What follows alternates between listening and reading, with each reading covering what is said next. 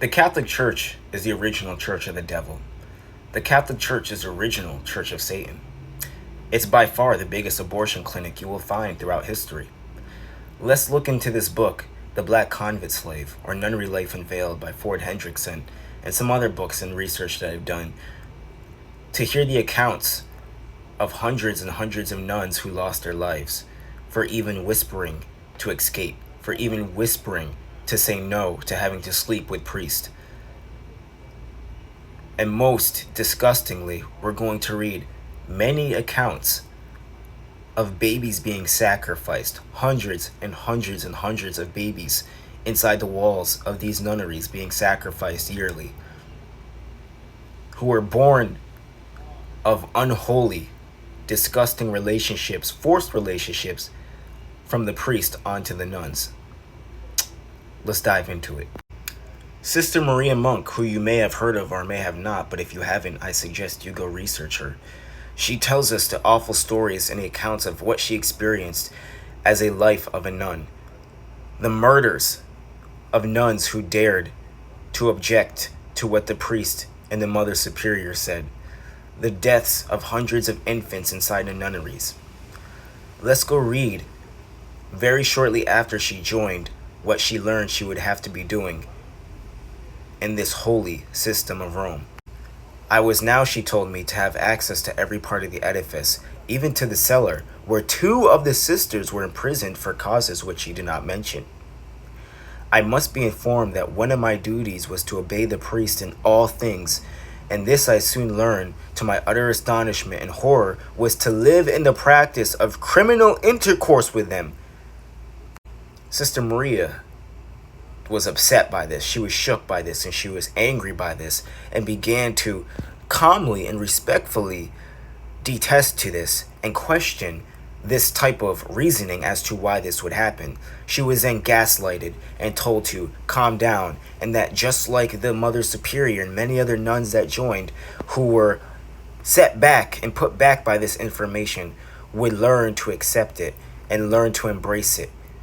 Let's go read on to what she said about the priest and why this was not wrong.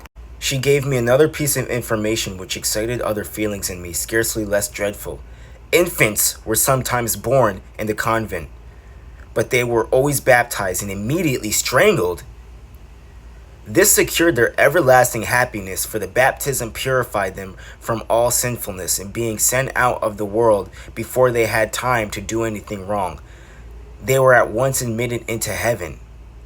How happy, she exclaimed, are those who secure immortal happiness to such little beings.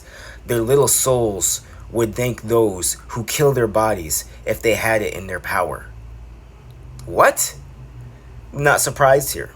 This is the Church of Satan, the Catholic Church, the original OG Church of Satan.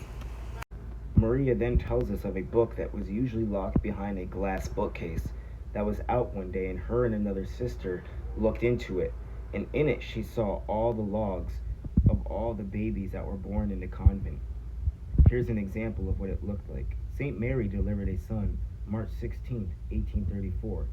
St. Clarice delivered a daughter April 2nd, 1834.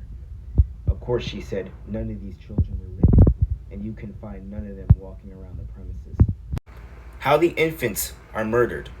Infants within the black nunnery walls are put to death, and their souls dispatched through the gates of glory, without a chance at limbo, by Rome's modern Inquisition. Priests and Mother Superiors, according to Maria Monk, in the following manner. The priest first puts oil upon the heads of the infants, as in custom before baptism. When he had baptized the children, they were taken one after another by one of the old nuns in the presence of all. She pressed her hand upon the mouth and the nose of the first, that it could not breathe. And in a few minutes, when the hand was removed, it was dead. This was two babies she did that to. While standing there watching this, Maria saw this and witnessed this. Let's go into more proof and evidence of babies being dispatched or sacrificed in the Catholic Church. This is from a book titled The Devil in the Church. Story upon stories from Catholic priests of Catholic nuns committing absolutely wicked atrocities, torture devices used in the Catholic Church and during their Inquisition. This is a story of hundreds and hundreds of remains of infants being found in a riverbed next to a nunnery in Montreal.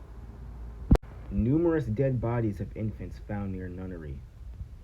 And what a horrible sight was there to behold! For in the sewer, in the deep mud, for many rods around its mouth, were the dead bodies and the skeletons of hundreds of infants that had been thrown into the vaults of the nunnery and washed down through the sewer. There they lay festering and rotting in the sun, poisoning the air with a deadly aroma. A reeking, filthy, horrible mass. The spot was visited by thousands, including citizens of Montreal, of Quebec, and of smaller towns adjacent. Indeed, quite a number of people came a long distance to see and verify what they could not believe from rumor or heresy. The story then goes on to tell, a true account goes on to tell, that nobody was brave enough to point the finger at the Catholic Church, even though everybody knew what was going on in those walls. They did not want to blame the prisoners of what they called the prisoners of the nunnery, but they knew who did it and who was responsible. But they were in fear of their horses or cows being poisoned, their houses being set ablaze, the death penalty being inflicted for anti-Catholicism or heresy being spoken against the Catholic Church. Let's just go up here and read it. Catholics and Protestants alike were loud and severe in their denunciation of the people of crime and sin. But what was done? Nothing, absolutely nothing. The city of Montreal was in the hands of the Romish clergy. And what could be done? Who would dare prosecute or even to investigate? Let's jump into modern times. Remember this story from a couple years ago from Canada? Over 600 bodies found in another Catholic school for Indigenous children in Canada. Yikes. Here we're jumping across the sea into Ireland. We're beginning to see a pattern of the Church of Satan. Bodies of 800 babies found in septic tank at a former home of unwed mothers.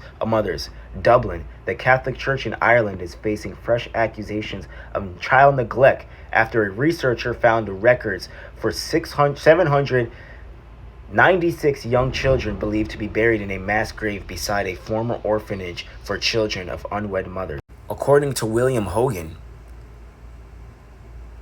the mother abbess took the nostrils of the infant between her concentrated thumb and fingers, and in the name of the ineffable church co-signed it to the care of the Almighty, claiming that the strangling and putting to death of infants is a common, everyday crime in popish nunneries.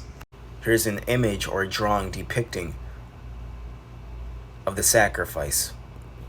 Now, Maria went on to tell of many other horrible stories that had happened to her, being placed into dark cells in the cellar, being left there, being gagged to the point where their mouth was open at its widest, so it was hardly letting them breathe, and being left there for hours on end, almost dying, if not for the grace of God. One of the sisters who felt bad for them coming and getting them out, apparently they knew how much time exactly they can withstand their torture before they would pass or pass out. Saint Francis, a young, beautiful nun that was put to death and thrown into the same lime pits as the children that were dispatched because she protested to the treatment of the children and refused to partake in the murdering of harmless babes. That is enough. Finish her, said the bishop. 2 nuns instantly fell upon the young woman. They were instructed to seal her fate.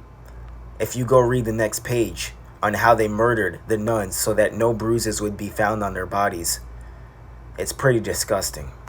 Young lady spirited away by priest. The priest went away and none knew where they had gone. 2 years had gone when she came to my father's house, her own parents having moved from the town, and she told us that the priest carried her to a nunnery where in a beautiful room she was confined. A child was born to her and taken from her, and on a recent day of great excitement, she saw a way of escape and embraced it, and came home to find her household gone. Wow. We're going to get more into this. Don't worry, I got more and more stories. We're going to get into the wicked church of Satan. We're going to get into scriptures to break this wicked church down.